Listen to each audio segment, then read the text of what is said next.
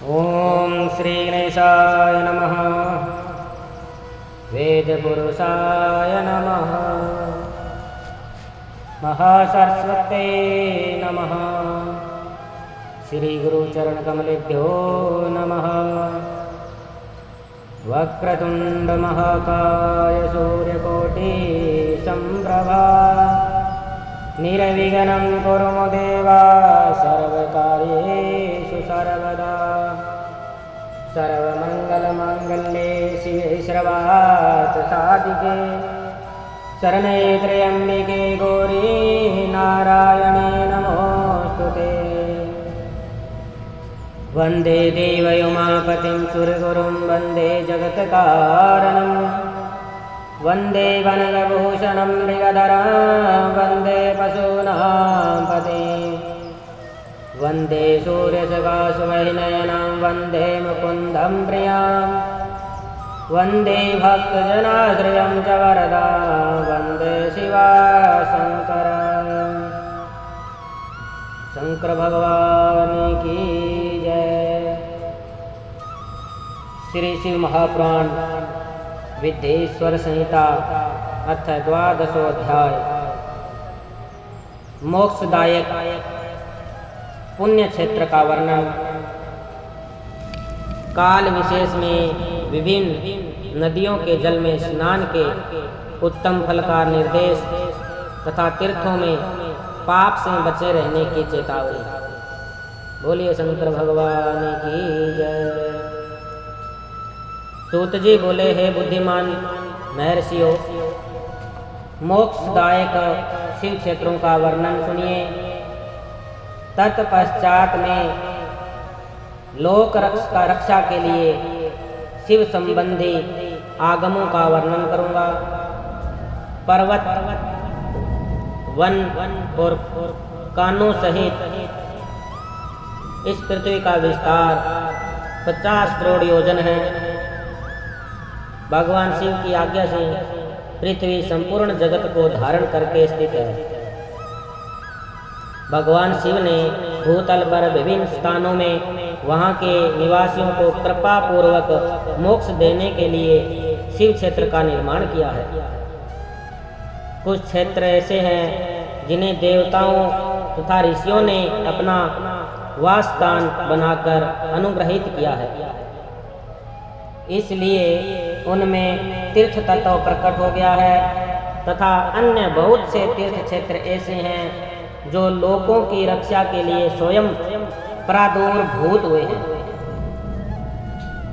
तीर्थ और क्षेत्र में जाने पर मनुष्य को सदा स्नान, दान और जप आदि करना चाहिए, अन्यथा वह रोग, दरिद्रता तथा मूकता आदि दोषों का भागी होता है। जो मनुष्य इस भारतवर्ष के भीतर स्वयं दो तीर्थों में वास करके मरता है, उसे पुण्य मनुष्य योनि ही प्राप्त होती है। हे ब्राह्मणों, पुण्य क्षेत्र में पाप कर्म किया जाए तो वह और भी दृढ़ हो जाता है। अतः पुण्य क्षेत्र में निवास करते समय थोड़ा सा भी पाप न करें। जिस किसी भी उपाय से मनुष्य को पुण्य क्षेत्र में वास करना चाहिए। सिंधु और गंगा नदी के तट पर बहुत से पुण्य क्षेत्र हैं। सरस्वती नदी परम पवित्र और 60 मुख वाली कही गई है, अर्थात उसकी 60 धाराएं हैं। जो विद्वान पुरुष सरस्वती की उन धाराओं के तट पर निवास करता है, वह क्रमश ब्रह्म पद को पा लेता है। हिमालय पर्वत से निकलती हुई पुण्य सलीला गंगा 100 मुख वाली नदी है। उसके तट पर काशी आदि अनेक पुण्य क्षेत्र हैं। वहाँ मकर राशि के सूर्य होने पर गंगा की तटभूमि पहले से भी अधिक प्रशस्त एवं पुण्यदायक हो जाती है। सोनभद्र नदी की 10 धाराएं हैं। वह बृहस्पति के मकर राशि में आने पर अत्यंत पवित्र तथा अभीष्ट फल देने वाली हो जाती है। उस समय वहां स्नान और उपवास करने से विनायक पद की प्राप्ति होती है। पुण्य सलीला महानदी नर्मदा के 24 मुख्य स्रोत हैं, उसमें स्नान तथा उसके तट पर निवास करने से मनुष्य को वैष्णव पद की प्राप्ति होती है। तमसा नदी के 12 तथा रेवा के 10 मुख हैं। परम पुण्यमयी गोदावरी के 21 मुख बताए गए हैं। वह ब्रह्म हत्या तथा गोवध के पाप का भी नाश करने वाली है एवं रुद्र लोक देने वाली है। कृष्ण वेणी नदी का जल बड़ा पवित्र है। वह नदी समस्त पापों का नाश करने वाली है। उसके 18 मुख बताए गए हैं तथा वह विष्णु लोक प्रदान करने वाली है। तुंगभद्रा के 10 मुख हैं। वह ब्रह्मलोक देने वाली है। पुण्य सलीला सुवर्ण मुखरी के 9 मुख कहे गए हैं। ब्रह्मलोक से लौटे हुए जीव उसी के तट पर जन्म लेते हैं। सरस्वती, पंपा, कन्याकुमारी तथा शुभ कारक श्वेत नदी ये सभी पुण्य क्षेत्र हैं। इनके तट पर निवास करने से इंद्रलोक की प्राप्ति होती है। शहद पर्वत से निकलनी हुई महानदी कावेरी परम पुण्यमयी है। उसके 27 मुख बताए गए हैं। वह संपूर्ण अभिष्ट वस्तुओं को देने वाली है। उसके तट स्वर्ग लोक की प्राप्ति कराने वाले तथा ब्रह्मा और विष्णु पद देने वाले हैं। कावेरी के जो तट पर शैव क्षेत्र के अंतर्गत है वे अभीष्ट फल देने के साथ ही शिवलोक प्रदान करने वाली है। नैमिषारण्य तथा बद्रिकाश्रम में सूर्य और बृहस्पति के मेष राशि में आने पर यदि स्नान करें तो उस समय वहां किए हुए स्नान पूजन आदि को ब्रह्मलोक की प्राप्ति कराने वाला जानना चाहिए। सिंह और कर्क राशि में सूर्य की संक्रांति होने पर सिंधु नदी में किया हुआ स्नान तथा केदार तीर्थ के जल का पान एवं स्नान ज्ञानदायक माना गया है। जब बृहस्पति सिंह राशि में स्थित हो उस समय सिंह की संक्रांति से युक्त भाद्रपद मास में यदि गोदावरी के जल में स्नान किया जाए तो वह शिवलोक की प्राप्ति कराने वाला होता है। ऐसा पूर्व काल में स्वयं भगवान शिव ने कहा था। जब सूर्य और बृहस्पति कन्या राशि में स्थित हो तब यमुना और सोनभद्र में स्नान करें। वह स्नान धर्मराज तथा गणेश जी के लोक में महान भोग प्रदान करने वाला होता है। यह महर्षियों की मान्यता है। जब सूर्य और बृहस्पति तुला राशि में स्थित हो उस समय कावेरी नदी में स्नान करें। वह स्नान भगवान विष्णु के वचन की महिमा से संपूर्ण अभीष्ट वस्तुओं को देने वाला होता है। जब सूर्य और बृहस्पति वृश्चिक राशि पर आ जाएं, तब मार्गशीर्ष के महीने में नर्मदा में स्नान करने से विष्णु लोक की प्राप्ति होती है। सूर्य और बृहस्पति के धनु राशि में स्थित होने पर सुवर्णमुखरी नदी में किया हुआ स्नान शिवलोक प्रदान कराने वाला होता है। यह ब्रह्मा जी का वचन है। जब सूर्य और बृहस्पति मकर राशि में स्थित हो उस समय माघ मास में गंगा जी के जल में स्नान करना चाहिए। ब्रह्मा जी का कथन है कि वह स्नान शिवलोक की प्राप्ति कराने वाला होता है। शिवलोक के पश्चात ब्रह्मा और विष्णु के स्थानों में सुख भोग कर अनंत में मनुष्य को ज्ञान की प्राप्ति हो जाती है। माघ मास में तथा सूर्य के कुंभ राशि में स्थित होने पर फाल्गुन मास में गंगा जी के तट पर किया हुआ श्राद्ध, पिंडदान अथवा तिलोदक दान पिता और नाना दोनों कुलों के पितरों की अनेकों पीढ़ियों का उद्धार करने वाला माना गया है। सूर्य और बृहस्पति जब मीन राशि में स्थित हो तब कृष्ण ने वेणी नदी में किए गए स्नान की ऋषियों ने प्रशंसा की है। उन महीनों में पूर्वोक्त तीर्थों में किया हुआ स्नान इंद्र पद की प्राप्ति कराने वाला होता है। विद्वान पुरुष गंगा अथवा कावेरी नदी का आश्रय लेकर तीर्थवास करें। ऐसा करने से उस समय में किया हुआ पाप का निश्चय ही नाश हो जाता है। रुद्रलोक प्रदान करने वाले बहुत से क्षेत्र हैं। ताम्रपर्णी और वेगवती ये दोनों नदियां ब्रह्मलोक की प्राप्ति रूप फल देने वाली है। उन दोनों के तट पर अनेक स्वर्गदायक क्षेत्र हैं। उन दोनों के मध्य में बहुत से पुण्यप्रद क्षेत्र हैं। वहाँ निवास करने वाला विद्वान पुरुष वैसे फल का भागी होता है। सदाचार, उत्तम वृत्ति तथा शब्दावना के भाव,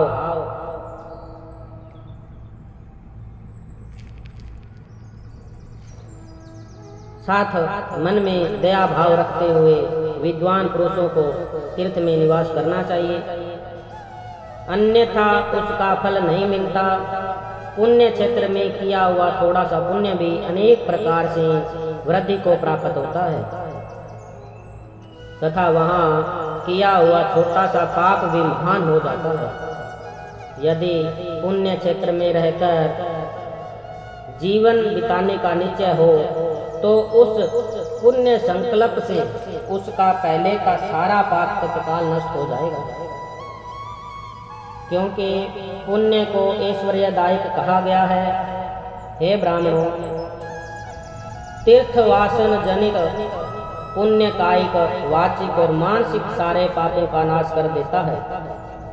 तीर्थ में किया हुआ मानसिक पाप वज्रलेप हो जाता है, वह कई कल्पों तक पीछा नहीं छोड़ता है।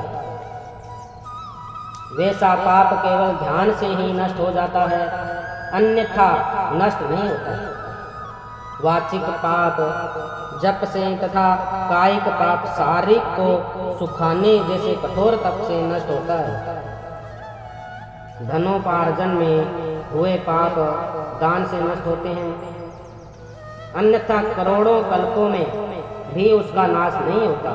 कभी कभी अतिशय मात्रा में बड़े पापों से पुण्य भी नष्ट हो जाते हैं। पुण्य और पाप दोनों का बीजांश वृद्धयंश और भोगांश होता है।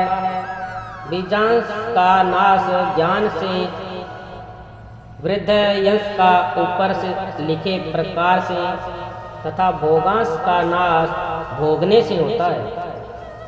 अन्य किसी प्रकार से करोड़ों पुण्य करके भी पाप के भोगांश नहीं मिट सकते।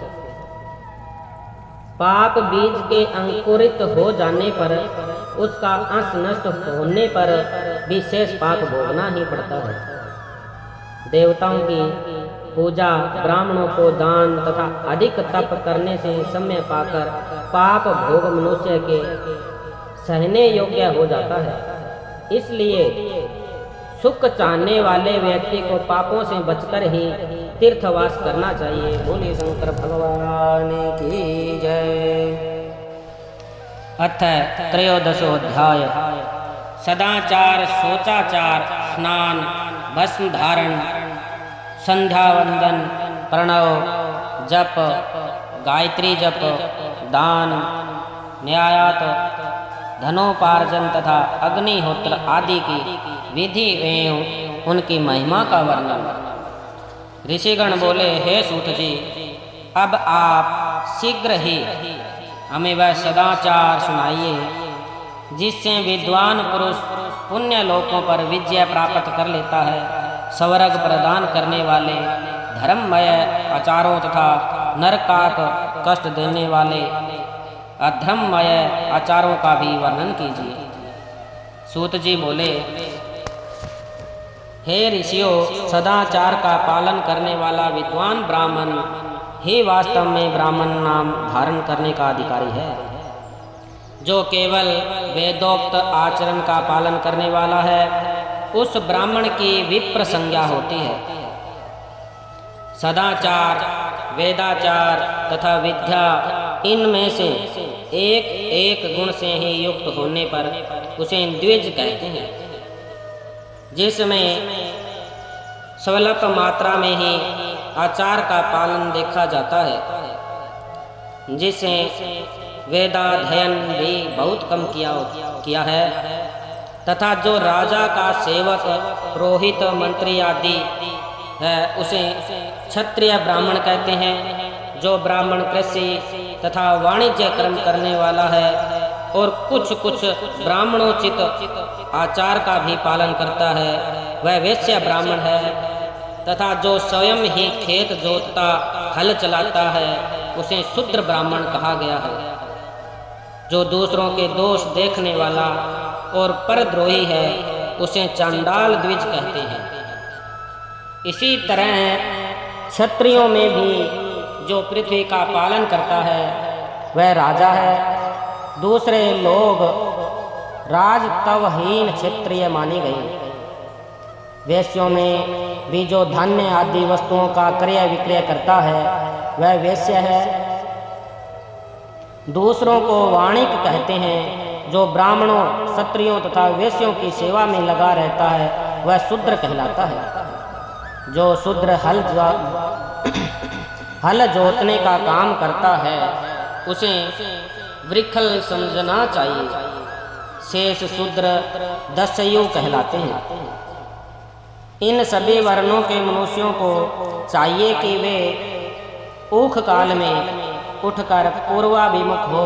सबसे पहले देवताओं का, फिर धर्म का, पुनः अर्थ का, तदंतर उसकी प्राप्ति के लिए उठाए जाने वाले कलशों का तथा आय और व्यय का भी चिंतन करें।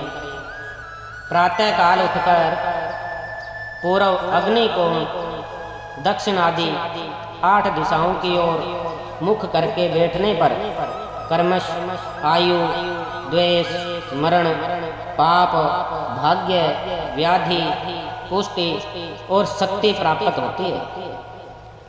राजा के पिछले पहर को ऊख काल जानना चाहिए।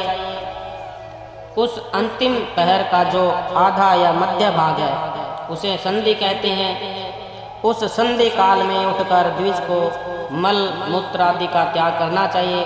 घर से दूर जाकर बाहर से अपने शरीर को ढके रखकर दिन में उत्तराभिमुख बैठकर मल मूत्र का त्याग करें।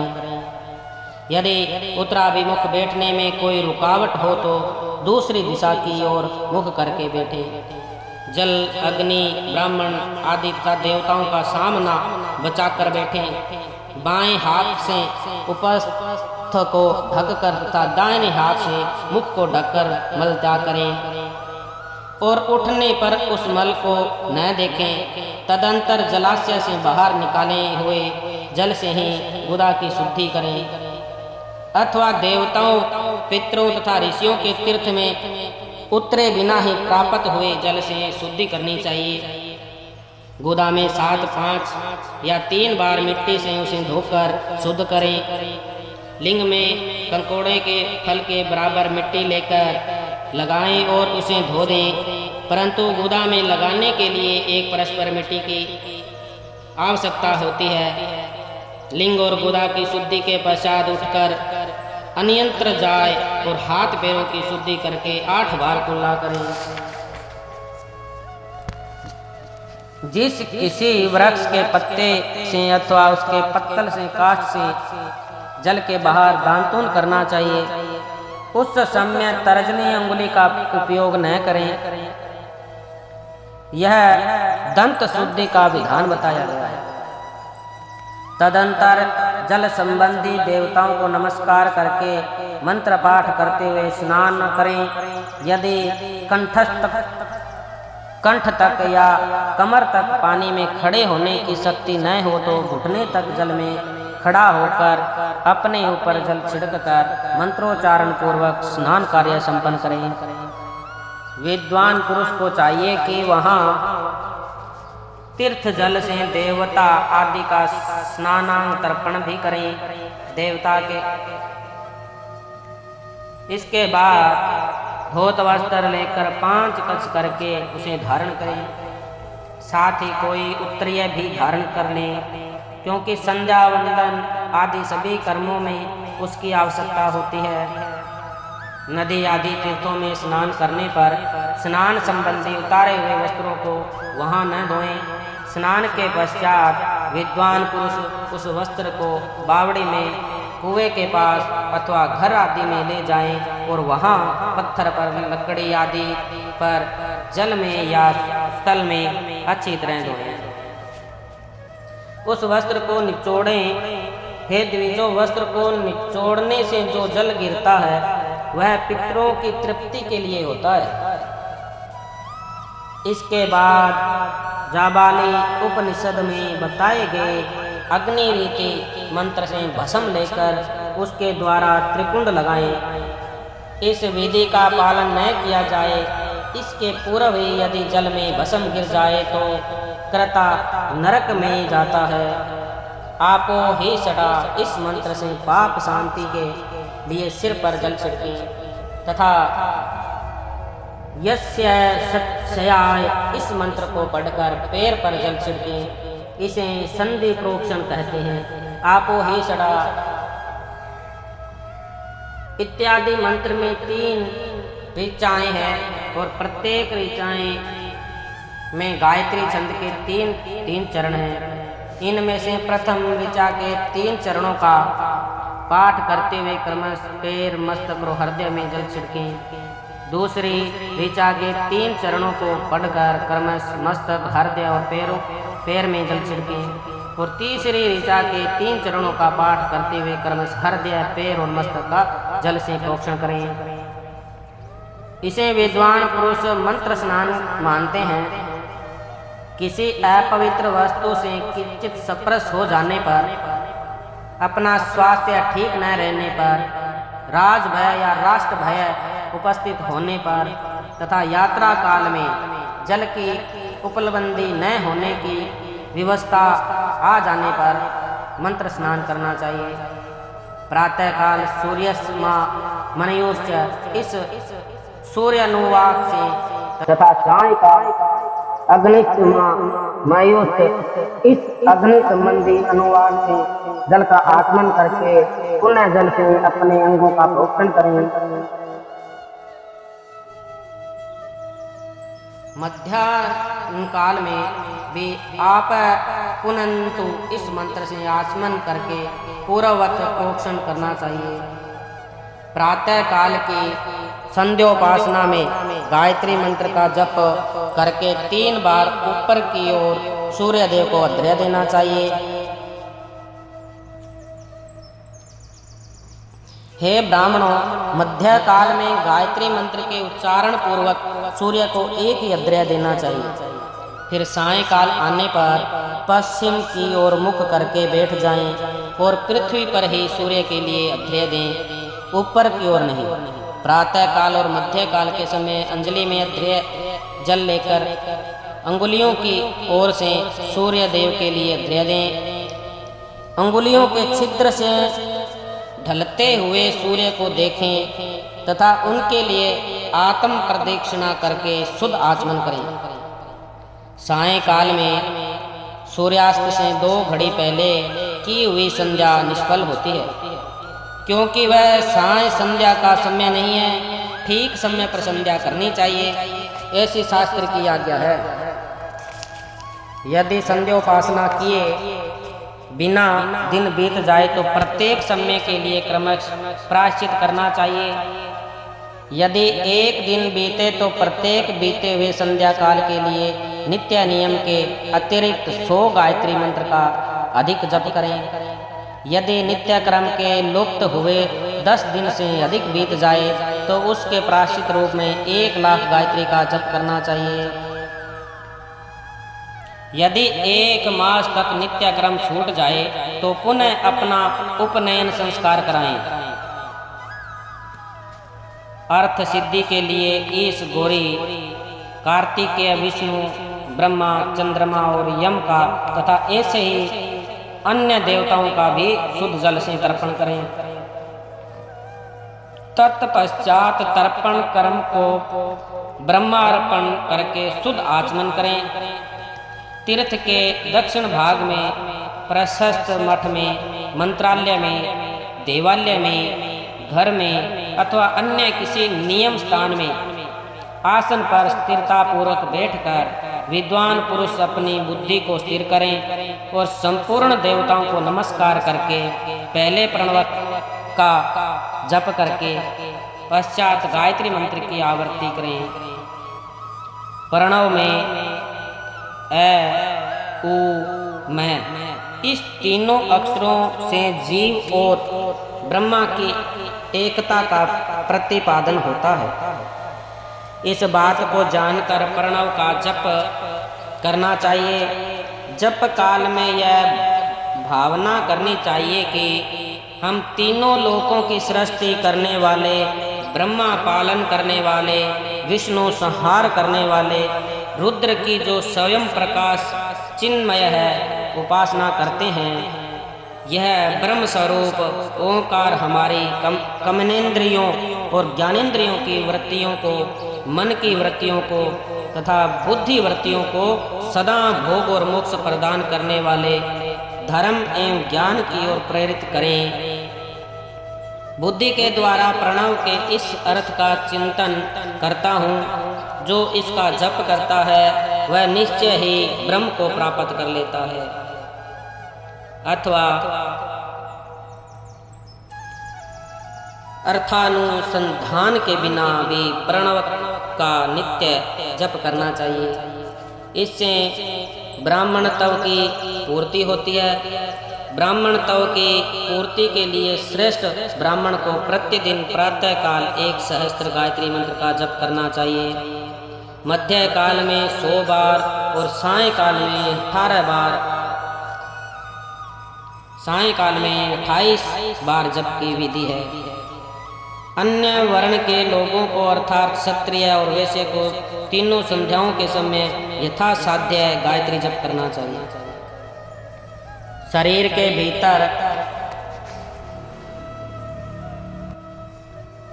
मूलाधार, स्वादिष्ठान, मणिपुर, अनाहत, आज्ञा और सहस्त्रार ये 6 चक्र हैं। इनमें मूलाधार से लेकर सहस्त्रार तक 6 स्थानों में क्रमशः विद्येश्वर, ब्रह्मा, विष्णु, ईश, जीवात्मा और परमेश्वर स्थित हैं।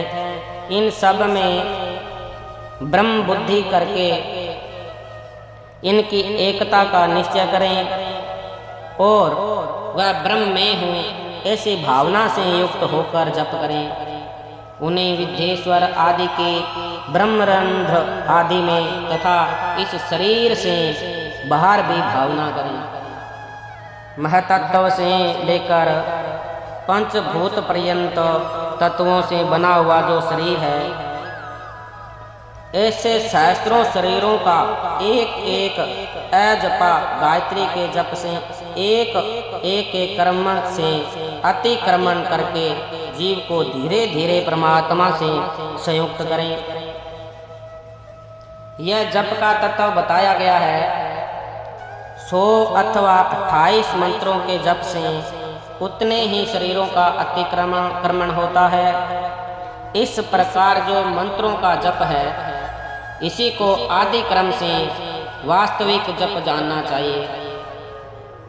1000 बार किया हुआ जप ब्रह्मलोक प्रदान करने वाला होता है, ऐसे जानना चाहिए।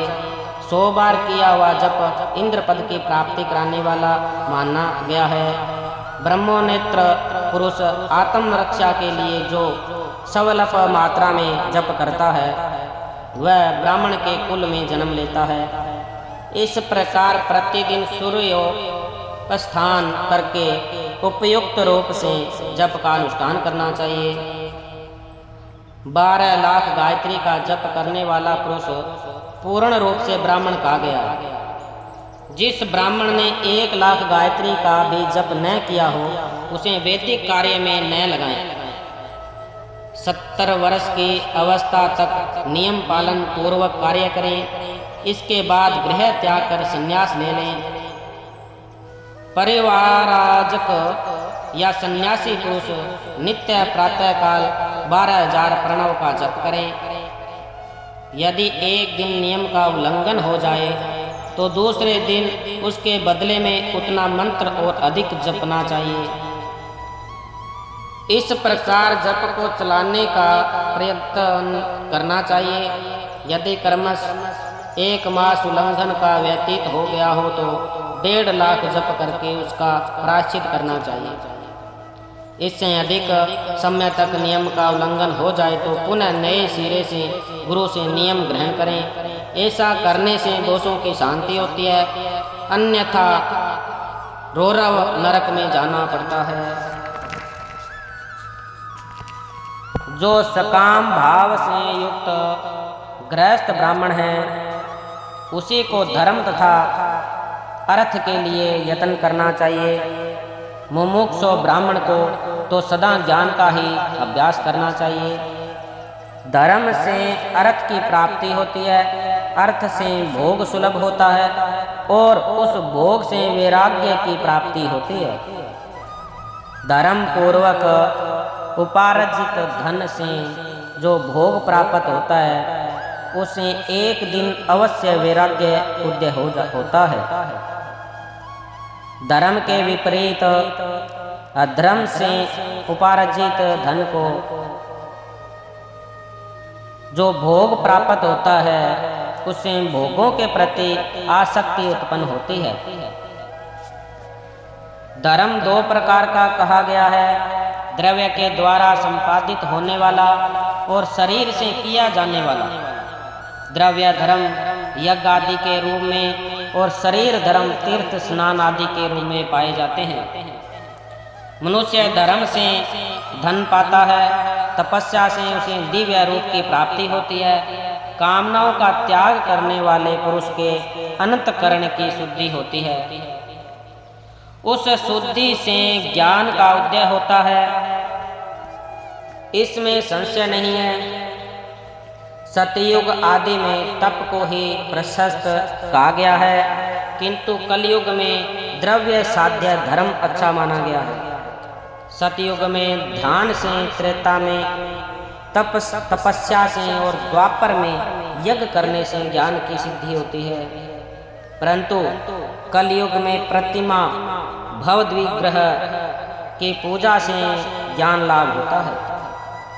जिसका जैसा पुण्य या पाप होता है उसे वैसा ही फल प्राप्त होता है। द्रव्य देह अथवा अंग में न्यूनता, वृद्धि अथवा क्षय आदि के रूप में वह फल प्रकट होता है।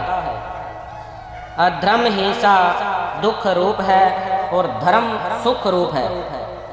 मनुष्य धर्म से दुख पाता है और धर्म से सुख एवं अभ्युदय का भागी होता है। दुराचार से दुख प्राप्त होता है और सदाचार से सुख। अतः भोग और मोक्ष की सिद्धि के लिए धर्म का उपार्जन करना चाहिए। जिसके घर में कम से कम 4 मनुष्य हैं, ऐसे कुटुंबी ब्राह्मणों को जो 100 वर्ष के लिए जीवन निर्वाह की सामग्री देता है, उसके लिए वह दान ब्रह्मलोक की प्राप्ति कराने वाला होता है।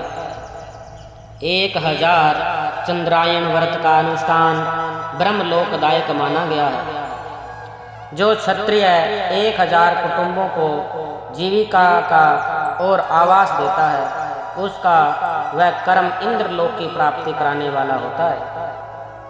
और 10,000 कुटुंबों को दिया हुआ आश्रय दान ब्रह्मलोक प्रदान करता है। दाता पुरुष जिस देवता के उद्देश्य से दान करता है, अर्थात वह दान के द्वारा जिस देवता को प्रसन्न करना चाहता है, उसी का लोक उसे प्राप्त होता है। ऐसे वेद वेता पुरुष कहते हैं, धनहीन पुरुष सदा तपस्या का उपार्जन करें, क्योंकि तपस्या और तीर्थ सेवन से अक्षय सुख पाकर मनुष्य उसका उपभोग करता है। अब मैं न्यायत धन के उपार्जन की विधि बता रहा हूँ। ब्राह्मणों को चाहिए कि वह सदा सावधान रहकर विशुद्ध प्रतिग्रह दान ग्रहण तथा याजन यज्ञ कराने आदि से धन का अर्जन करें। वह इसके लिए कहीं दीनता न दिखाएं और न अत्यंत कलेशदायक कर्म ही करें। क्षत्रिय बाहुबल से धन का उपार्जन करें और वैश्य कृषि एवं गोरक्षा से नयोपार्जित धन का दान करने से दाताओं को ज्ञान की सिद्धि होती है। ज्ञान सिद्धि द्वारा सब पुरुषों को गुरु कृपा से मोक्ष की सिद्धि सुलभ होती है। मोक्ष से स्वरूप की सिद्धि ब्रह्म रूप से स्थित प्राप्त होती है, जिससे मुक्त पुरुष परमानंद का अनुभव करता है। हे द्विजो, मनुष्य को यह सब सत्संग से प्राप्त होता है। गृहस्थ श्रमिकों को धन धान्य आदि सभी वस्तुओं का दान करना चाहिए। अपना हित चाहने वाले गृहस्थ को जिस काल में जो फल अथवा धान्य आदि वस्तुएं उत्पन्न होती है उन्हें ब्राह्मणों को दान करना चाहिए। वह तृषा निवृत्ति के लिए जल तथा सुधा रूपी रोग की शांति के लिए सदा अन्न का दान करें। खेत धान्य, कच्चा अन्न तथा भक्ष्य, भोज्य, लेह, चोष्य, ये 4 प्रकार के सिद्ध अन्न दान करने चाहिए। जिसके अन्न को खाकर मनुष्य जब तक तथा श्रवण आदि सद्कर्म का पालन करता है उतने समय तक उसके किए हुए पुण्य फल का आधा भाग दाता को मिल जाता है, इसमें संशय नहीं है। दान देने वाला पुरुष दान में प्राप्त हुई वस्तुओं का दान तथा तपस्या करके अपने प्रतिग्रह जनित पाप की शुद्धि करे, अन्यथा उसे रौरव नरक में गिरना पड़ता है। अपने धन के 3 भाग करें, एक भाग धर्म के लिए, दूसरा भाग वृद्धि के लिए और तीसरा भाग अपने उपभोग के लिए। नित्य, नैमित्तिक और काम्य, ये 3 प्रकार के कर्म धर्मार्थ रखे हुए धन से करें। साधक को चाहिए कि वह वृद्धि के लिए रखे हुए धन से ऐसा व्यापार करें जिससे उस धन की वृद्धि हो तथा उपभोग के लिए रक्षित धन से हितकारक परिमित एवं पवित्र भोग भोगें। खेती से पैदा किए हुए धन का 10वां अंश दान कर दें, इससे पाप की शुद्धि होती है। शेष धन से धर्म, वृद्धि एवं उपभोग करें, अन्यथा वह रौरव नरक में पड़ता है। अथवा उसकी बुद्धि पाप से परिपूर्ण हो जाती है या खेती ही चौपट हो जाती है। वृद्धि के लिए किए गए व्यापार में प्राप्त हुए धन का 6वां भाग दान करें। श्रेष्ठ ब्राह्मणों को दान में प्राप्त हुए शुद्ध पदार्थों का 4वां दान करना चाहिए। उन्हें अकस्मात प्राप्त हुए धन को आधा भाग दान कर ही देना चाहिए। असत, प्रतिग्रह, दूषित दान में प्राप्त संपूर्ण पदार्थों को समुद्र में फेंक देना चाहिए। अपने भोग की समृद्धि के लिए ब्राह्मणों को बुलाकर दान करना चाहिए। किसी के द्वारा याचना करने पर अपनी शक्ति के अनुसार सदैव ही सब कुछ देना चाहिए। यदि मांगे जानने पर शक्ति रहते हुए वह पदार्थ न दिया जाए तो दूसरे जन्म में वह ऋण चुकाना पड़ता है। विद्वानों को चाहिए कि वह दूसरों के दोषों का वर्णन न करें। हे ब्राह्मण, द्वेषवश दूसरों के सुनने या देखे हुए छिद्र को भी प्रकट न करें। विद्वान पुरुष ऐसी बात न कहें जो समस्त प्राणियों के हृदय में रोष पैदा करने वाली हो। ऐश्वर्य की सिद्धि के लिए दोनों संध्याओं के समय अग्निहोत्र करें। यदि असमर्थ हो तो वह एक ही समय सूर्य और अग्नि को विधि पूर्वक दी हुई आहुतियों से संतुष्ट करें। चावल, धान्य, घी, फल, कंद तथा हविष्य इनके द्वारा विधि पूर्वक स्थाली पाक बनाएं तथा यथोचित रीति से सूर्य और अग्नि को अर्पित करें। यदि भविष्य का अभाव हो तो प्रधान होम मात्र करें। सदा सुरक्षित रहने वाले अग्नि को विद्वान पुरुष अजय स्त्री की संज्ञा देते हैं।